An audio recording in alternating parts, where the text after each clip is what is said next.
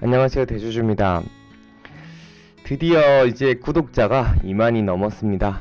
다 여러분들의 성원 덕분에 2만을 넘게 되었고요.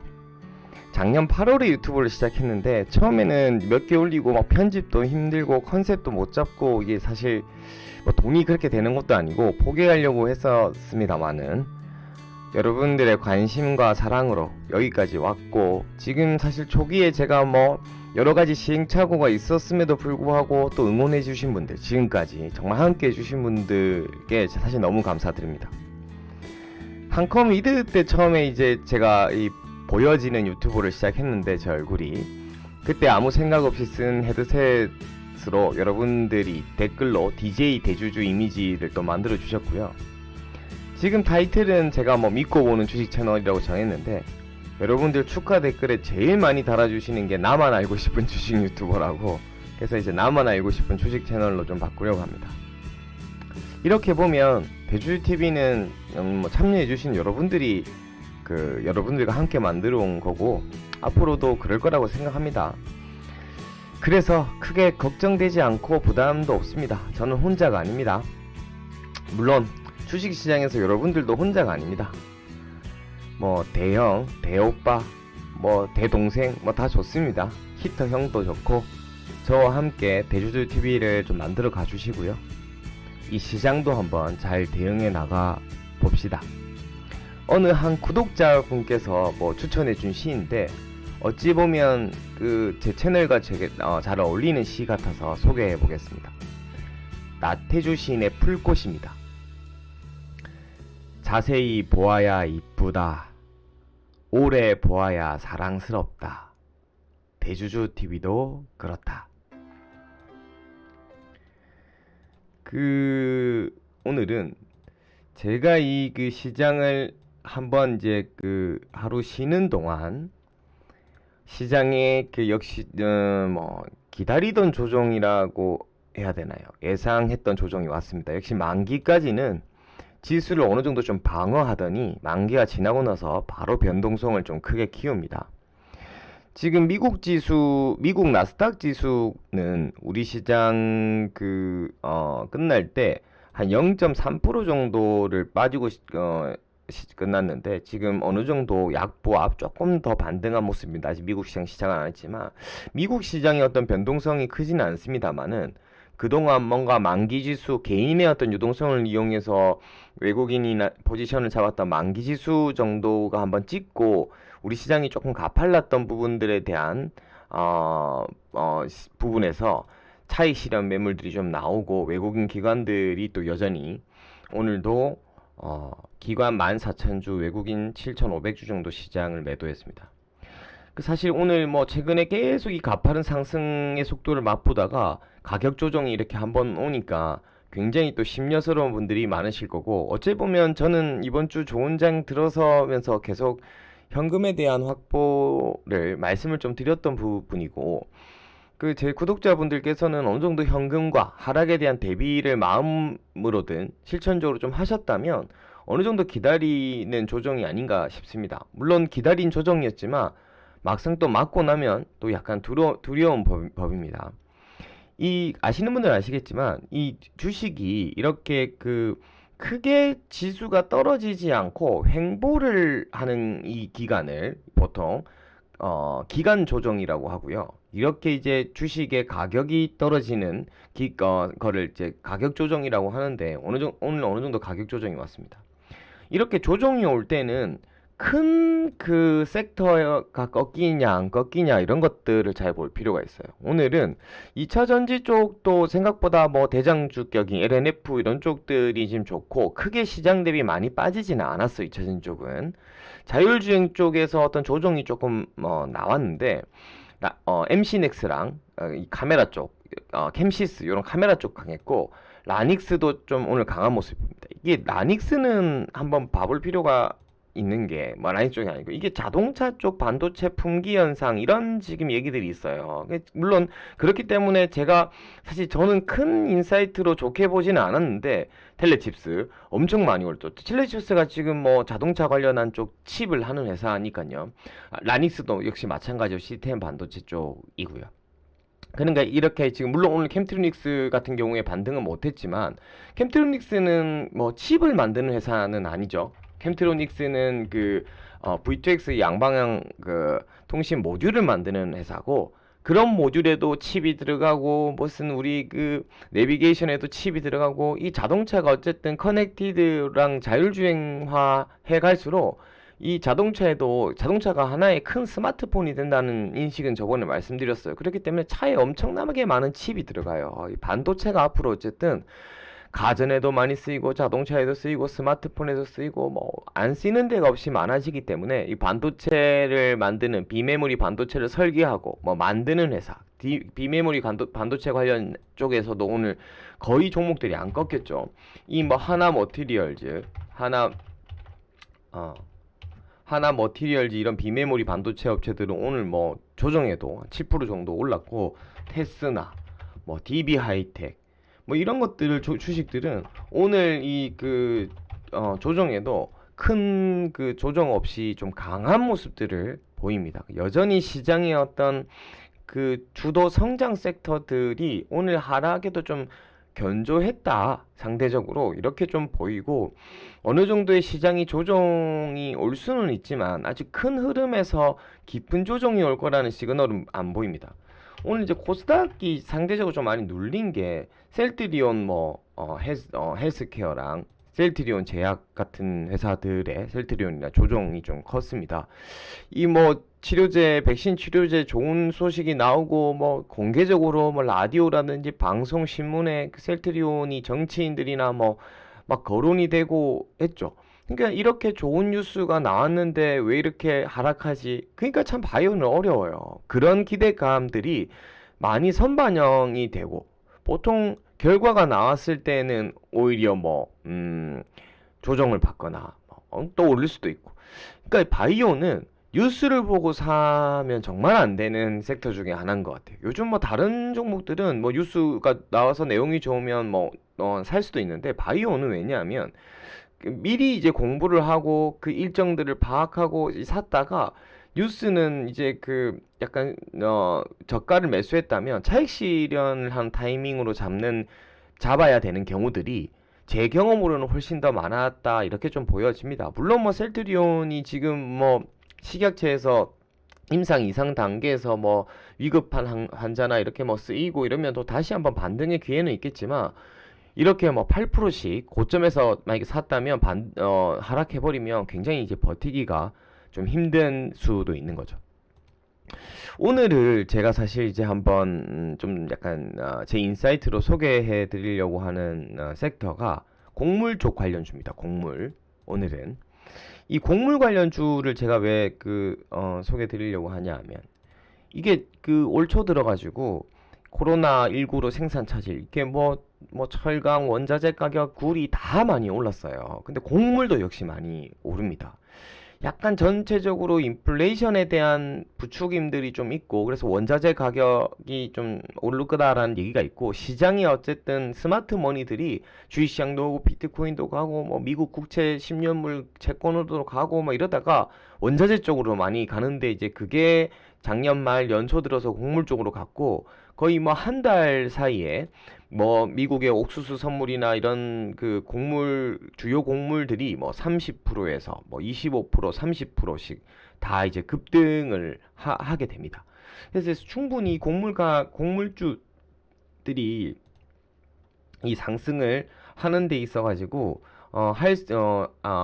생각할 수 있는 인사이트가 이런 그 곡물 가격 인상으로 인한 어떤 수혜를 입을 수 있을 만한 회사. 그러니까 뭐 농작물의 가격들이 이제 올라갈 수 있기 때문에 뭐 이런 친환경 비료 그다음에 뭐 친환경 관련 농업을 하는 이런 회사들이 친환경이 아니라도 어쨌든 뭐 화학 비료나 이런 쪽들 회사들이 충분히 이제 수혜를 좀 받을 수가 있겠죠. 그래서 지금 섹터에 뭐 여러 종목들이 있습니다.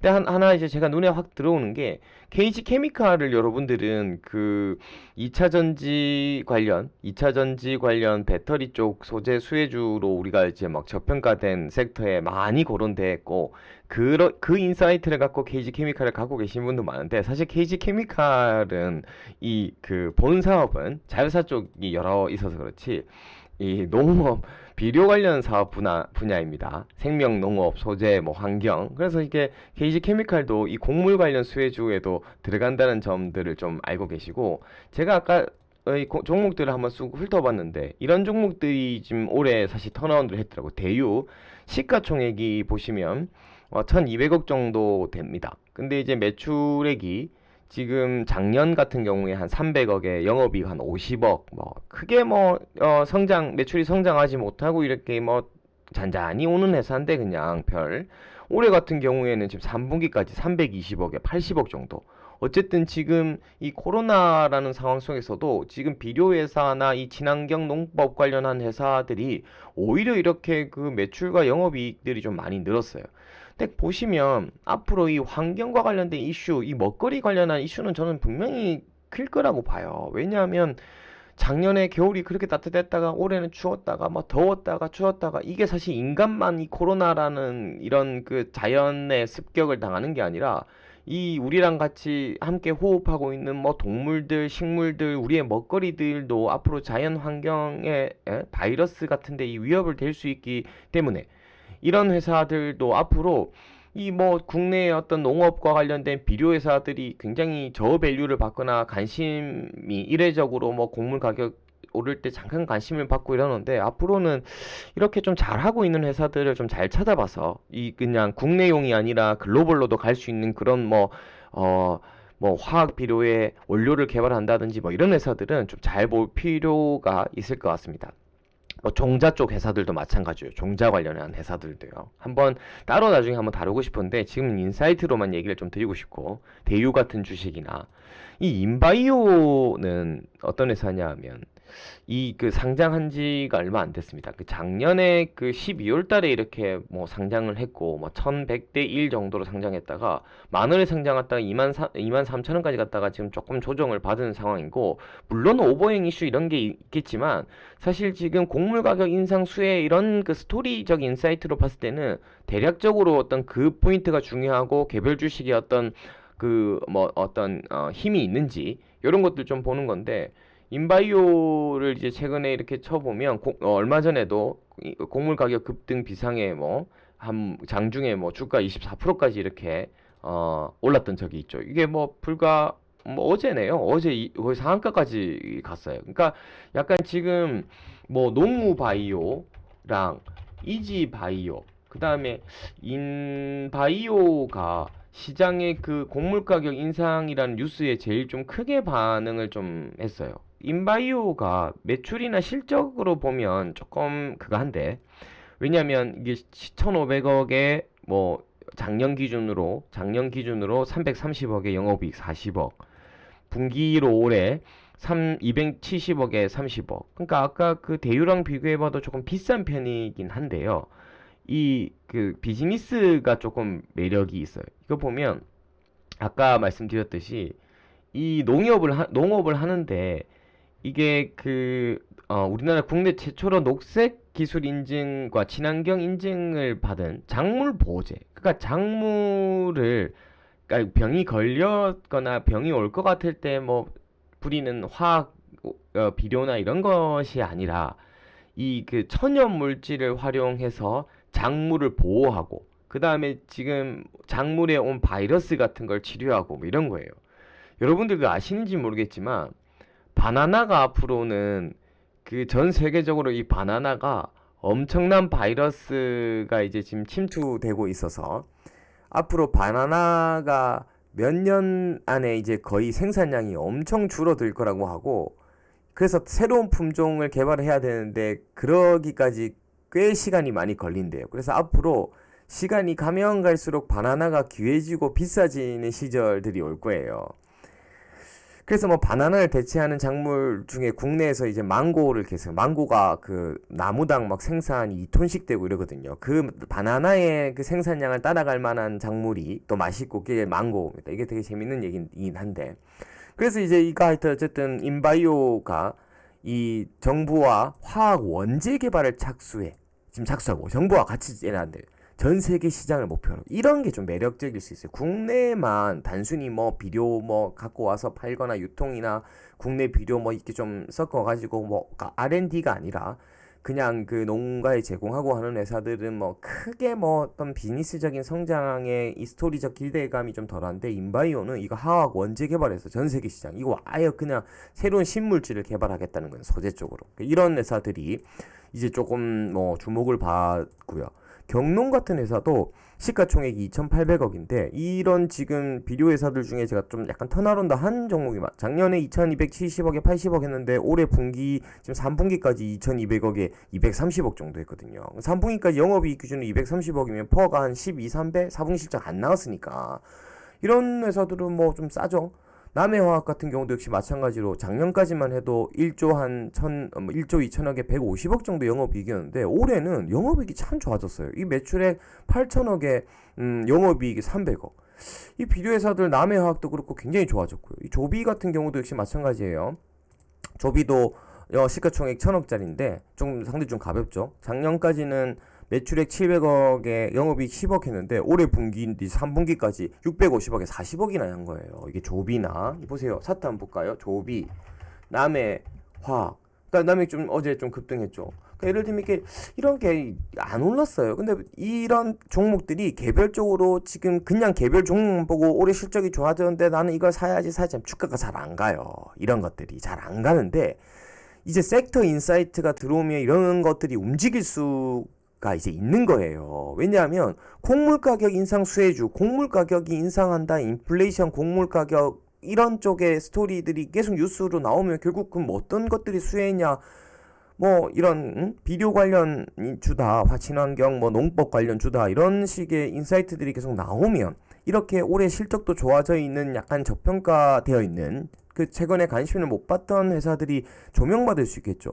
근데 그 농우바이오는 근데 왜 농우바이오가 먼저 치고 올라가요? 이런 게 좋아가지고 이게 뭐 먼저 가는 거 아니에요 이러지만 농우바이오도 물론 올해 아까 종목들처럼 영업이익 쪽에서 턴어라운드를 좀 했어요. 작년까지는 1200억에 40억밖에 못 벌었지만 올해 3분기까지 980억에 80억이나 벌어. 아까 그 조비나 다 인바이오 뭐 경농 대유 다 비슷한 관점에서 농우바이오인데 그 왜 이렇게 특별히 더 올랐냐? 제가 봤을 때 제가 이게 좀 봤는데 이게 특별히 강한 이유를 뭐 방송 같은 데서 요새 좀 추천이 많이 나왔더라고요. 요새 그 저도 옛날에 한경이나 이런 머니투데이 이런 데 방송을 한 5, 6년 했는데 예전에는 뭐 한국경제TV 이런 데 그 방송 나와도 잘 시장에 그 관심들을 못 받았는데 요즘 이 유동성 장세 개인들이 워낙 그 주식에 관심이 많고 한국경제TV 이런 것도 요새 시청률이 많이 나오니까 장중에 뭐 관심 종목들이 전문가들이 막 얘기하니까 막 오르더라고요. 야, 요새 그 방송할 만 나겠어요. 이 농우바이오가 보면 계속 특징주로 이렇게 나오고 무슨 이틀간 공매도 310건 공매장고 이게 공매도가 하여튼 어쨌든 이게 지금 방송에서 하여튼 추천이 좀 많이 되더라고요. 요새 농우바이오가. 그래서 이렇게 좀 많이 오른 주식들은 뭐 크게 좀 올랐으니까 이거는 뭐 별로 재미없고 좀 안 오른 것들 있죠. 이게 뭐 지금 아까 조비 지금 턴어라운드 한 종목 중에 남해 뭐 화학 뭐 경농 뭐 골라잡아 이거는 뭐 비상장의 오버행은 좀 있지만 아까 그 내용이 좀 괜찮고 또 반응하고 뭐 대유 뭐 이게 이대주주랑 지분 경쟁 관련 이슈 있는 것도 마무리되고 대유 같은 경우도 보면 실적들이 좀 좋아지는 흐름들 시총 한 1200억 정도 되는데요. 괜찮은 회사 같고요. 아무튼 곡물 가격 인상에 따른 어떤 수혜주들을 다음 주에는 한번 관심을 좀 가지고 봐보셨으면 좋겠습니다. 이상 대주주였고요. 그 다음 주 중으로 아마 그 개영님이랑 일정을 맞춰가지고 라방을 하게 될 것 같고 라방을 뭐 하기 하루 이틀 전에 커뮤나 또 방송에서 라방 전 방송에서 라방에 대한 시간이나 뭐 요런 요일을 말씀드리도록 하겠습니다. 어쨌든 뭐 라이브 방송을 이제 한번 하게 되면, 첫 방송을 하게 되면 정기적으로 주기적으로 계속 그 일주일에 뭐 한 번이나 두 번이라도 라이브 방송을 통해서 여러분들하고 만날 거고요. 더 이제 우리가 밀도 있게 앞으로 뭐 만나게 될 거라고 생각합니다. 저도 기대되고요. 이상 대주셨습니다. 감사합니다.